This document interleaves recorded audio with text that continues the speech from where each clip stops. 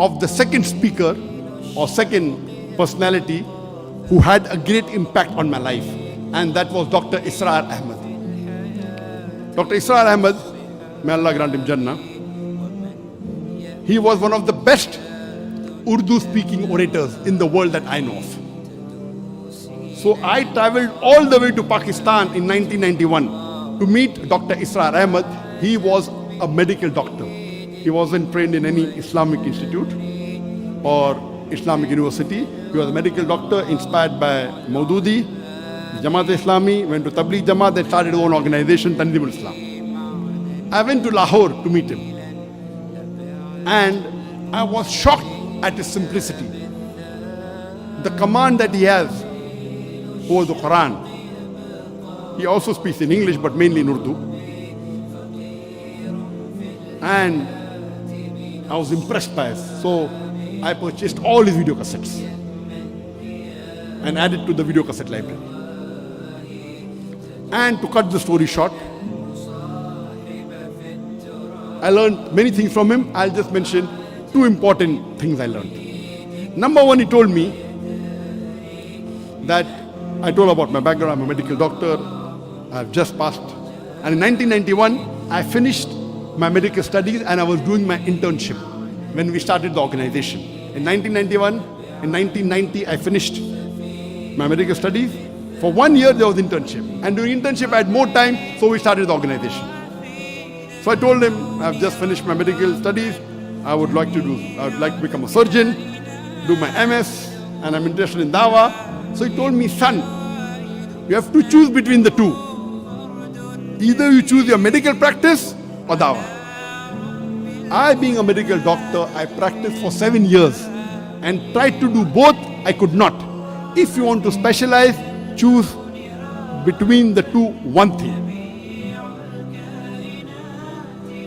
Then, after his guidance, I chose to become a Dai.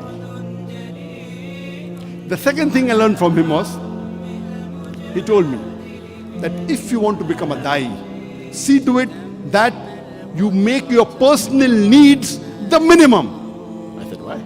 He said, if you make your personal need the minimum with the least amount of monthly requirement, you can speak the truth more easily.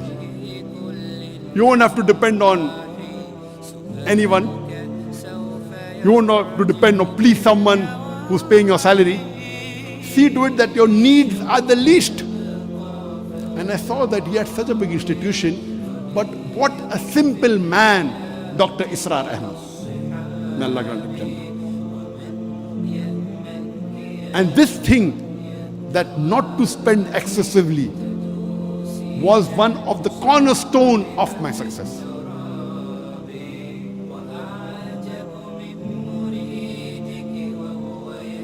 Just in case I forget,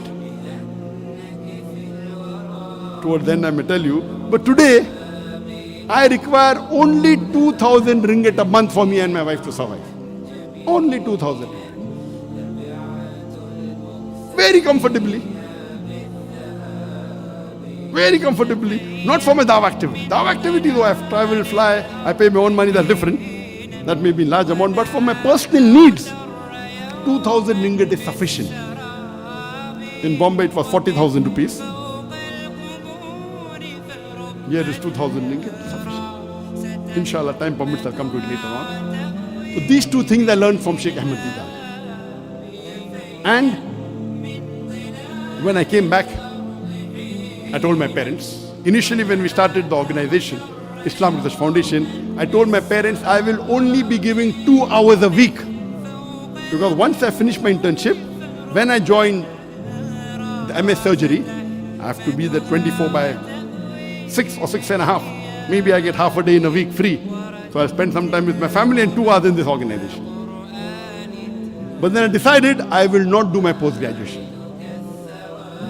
I told my parents, I want to give 2 hours a day for Dawah and the balance time for my medical practice. My father had a roaring practice. My elder brother, Dr. Naik, also was a doctor. And my brother, he was a very good orator. So when Sheikh Ahmed Deedat came, he was the MC. Because he was the Secretary General of his medical college. Very good orator. Not an Islamic speaker, but a general orator. So that's how Sheikh Didas was impressed. So I told my parents, 2 hours dawah, remaining medical practice.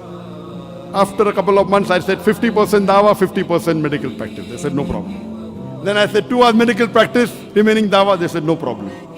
Then after maybe a year or so, I said full-time dawah. They said no problem.